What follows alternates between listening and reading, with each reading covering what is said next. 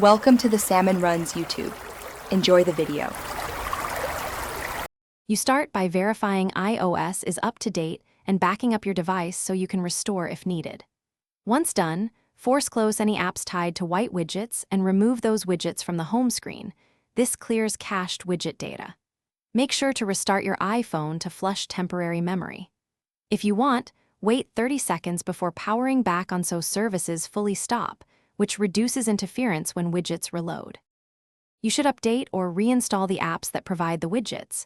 Corrupt app binaries can cause white boxes. Next, re-add widgets one at a time to the home screen and observe behavior after each addition.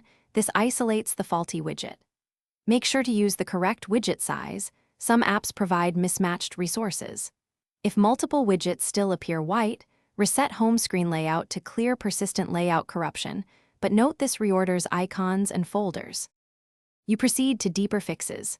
Try reset network settings to fix cloud fetch issues, and if that fails, perform a full restore from backup or DFU restore as a last resort.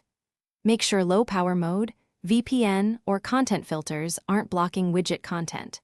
If everything still shows white, collect screenshots and crash logs, then contact the app developer or Apple support for diagnostics. One key tip: test the same widget on another iPhone.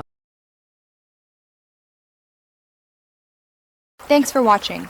Consider subscribing if we helped you.